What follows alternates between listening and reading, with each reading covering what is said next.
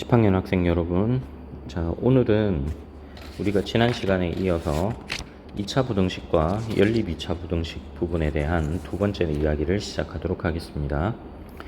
지난 시간에 2차 부등식의 해를 2차 함수의 그래프를 가지고 어떻게 구할 수 있는지를 확인을 했었는데, 그걸 먼저 정리를 한번 하고 가도록 하겠습니다. 자, 지금은 2차 함수의 그래프와 2차 부등식의 해 중에서 2차 방정식에 대해서 a가 0보다 큰 경우에 대해서만 지금 다루려고 해요. 만일 2차항의 개수가 음수라면 양수로 고쳐놓고 계산을 생각을 해도 되고, 아니면 그래프 모양이 위로 볼록한 모양으로 바꿔서 해석해도 됩니다. 두 가지 모두 가능한데, 이번에는 그 2차항의 개수가 양수로 바꿨다라고 생각을 하고 내용을 한번 더 확인해 보도록 하겠습니다. 지금 왼쪽에 보이는 이 ax제곱 더하기 bx 더하기 c를 y라고 둔 2차 함수의 그래프를 보겠습니다. 셋 모두 아래로 볼록하죠. 2차항의 개수가 양수니까 아래로 볼록한 형태다. 근데 이 아래로 볼록한 형태에서 판별식이 0보다 큰 경우, 판별식이 0이 되는 경우, 판별식이 0보다 작은 경우, 이 세 가지에 대하여 x축과 만나는 교점이 두 개가 생기느냐, 아니면 중근을 가져서 겹치게 되느냐, 아니면 아예 만나지 않느냐, 이렇게 이제 그림이 나타나게 되거든요. 그래서 이 그림만 정확하게 그려낼 수 있다면 나머지 해석은 눈에 보이는 그대로 가져가면 됩니다. 자, 첫 번째 봅시다. ax제곱 더하기 bx 더하기 c가 0보다 크다, 0보다 큰 쪽은 알파보다 작은 쪽, 베타보다 큰 쪽이죠. 두 개의 근 중에서 알파가 베타보다 작다고 가정을 하고요. 그래서 어제 뭐라고 이야기를 했는가 하면, 전 시간에 작은 근보다는 작고 큰 근보다 큰 범위가 해당이 될 것이다. 등호가 포함되어 있는 경우는 등호까지 포함해서 나타내면 되겠죠. 두 번째 그림에서는 x가 알파만 아니면 되죠. 알파가 0이니까 그 점만 아니면 항상 가능합니다. 이것도 마찬가지, 이 근에 대해서 왼쪽과 오른쪽으로 해석해도 마찬가지예요. 세 번째 경우는 모든 실수에서 성립하게 됩니다. 아래도 마찬가지죠. 모든 실수에 대해서 성립하게 되는데, 판별식이 0이 될 때는 중근이 되는 이 알파 값도 포함을 해야 되니까 이것도 또한 모든 실수예요. 그에 반해서 ax제곱 더하기 bx 더하기 c가 0보다 작게 되는 경우, 이 세 번째 경우는 두 근의 사이 범위에 해당이 됩니다. 그래서 알파와 베타의 사이, 등호가 있다면 등호까지 포함을 합니다. 만약에 0보다 작게 될 경우, 작은데 판별식이 0이 될 경우라면 이때는 그래프가 x축 아래쪽으로 나타나는 게 하나도 없죠. 그래서 없다예요. 근이 없다. 없다라고 써도 되고요. 그냥 근이 없다, 해가 없다 이렇게 표현해도 됩니다. 당연히 판별식이 0보다 작을 때도 그래프를 보더라도 마찬가지고요. 등호가 있다면 판별식이 0이 될 때는 알파일 값 하나에서만 근을 갖게 되죠. 해를 갖게 되고, 그 다음 만나지 않게 되는 세 번째 그림의 경우는 아예 존재하지 않습니다. 자, 이렇게 이제 정리가 되거든요. 그러면 이제 앞서 봤던 문제랑은 조금 다른 형태가 이제 등장을 하게 되는데, 2차 부등식에서 개수가 완전하지 않아요. 지금 1차항의 개수가 k로 주어져 있습니다. x제곱 더하기 kx 더하기 1이 0보다 크다. 이 2차 부등식이 모든 실수에서 성립한다. 자, 그렇다면 그림이 어떻게 되는지를 봐야겠죠.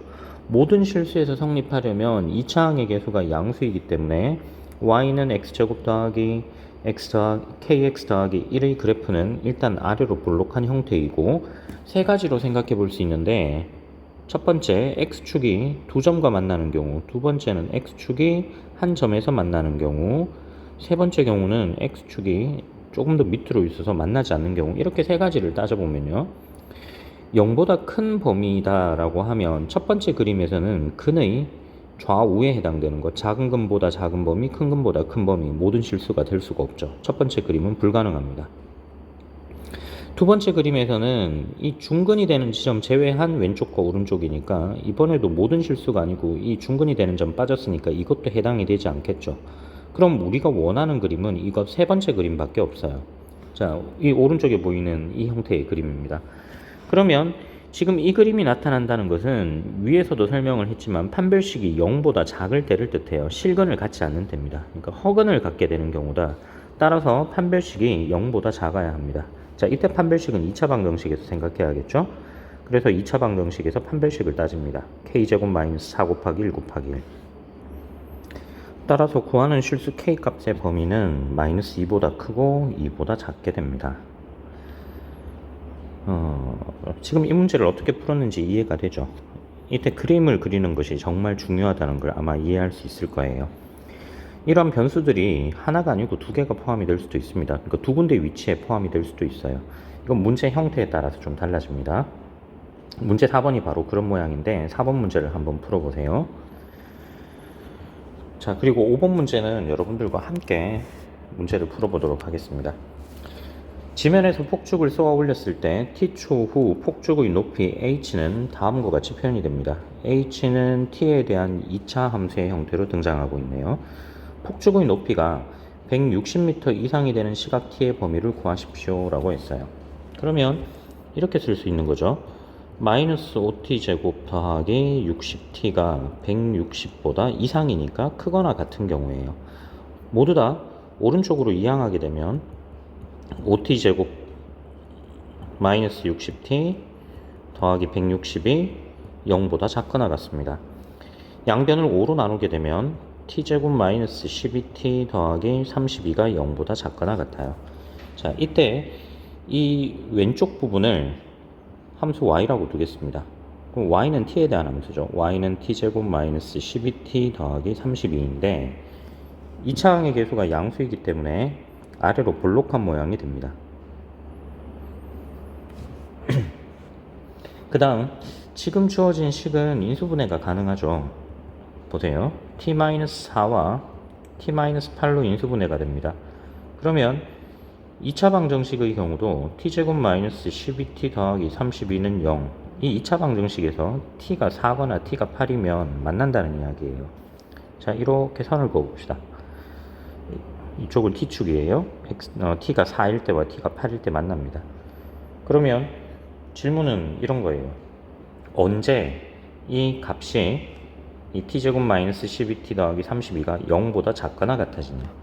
그러면 작거나 같아진다는 것은 0이 되는 지점 4와 8을 포함해서 작다니까 아래쪽에 해당되는 이 그래프가 나타나는 시간을 의미하는 것이죠. 그럼 그 시간은 4와 8 사이에 있어요. 당연히 4도 8도 포함이 되죠. 그래서 우리가 찾는 시각 t는 4보다는 더 크거나 같고 8보다는 작거나 같아요. 단위는 초가 될 겁니다. 그러니까 4초 이상 8초 이하가 되면 폭죽이 160m 이상 올라갔다가 그 8초가 넘어서면 다시 내려온다는 걸 의미합니다. 자, 이제 다음 페이지로 넘어가겠습니다.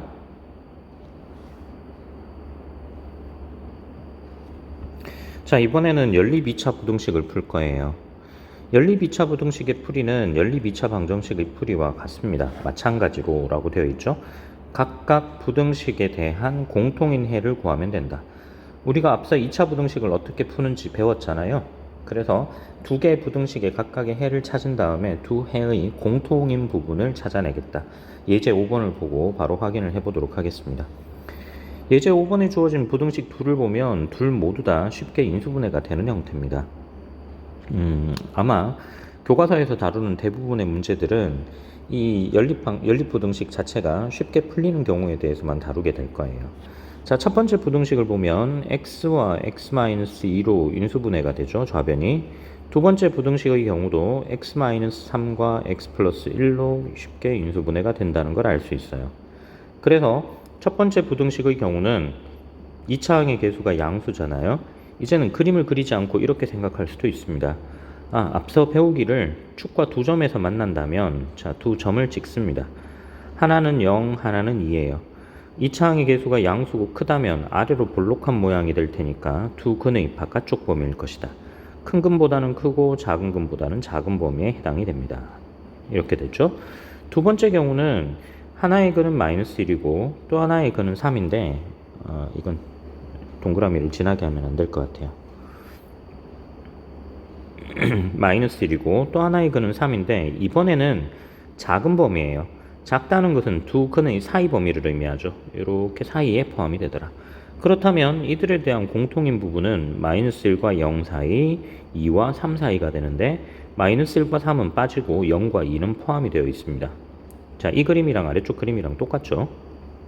그래서 이 그림에서 얻어진 영역을 식으로 표현을 하면 x가 마이너스 1보다는 크고 0보다는 작거나 같다. 또는 이것도 되고 이것도 된다는 의미예요. 2보다 크거나 같고 3보다 작다. 이렇게 정리가 됩니다. 아래쪽 문제 6번과 7번을 여러분들이 한번 풀어보시기 바랍니다. 문제가 여러 개가 있죠.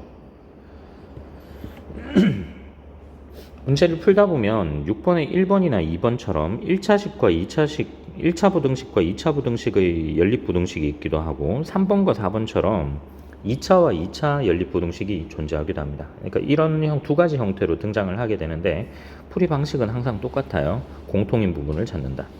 자, 이 중에서 두 번째 문제만 여러분들과 함께 같이 풀어보도록 하겠습니다. 첫 번째, 절대값 x가 2보다 크거나 같습니다. 이건 앞에 절대값이 있는 거 배웠었죠?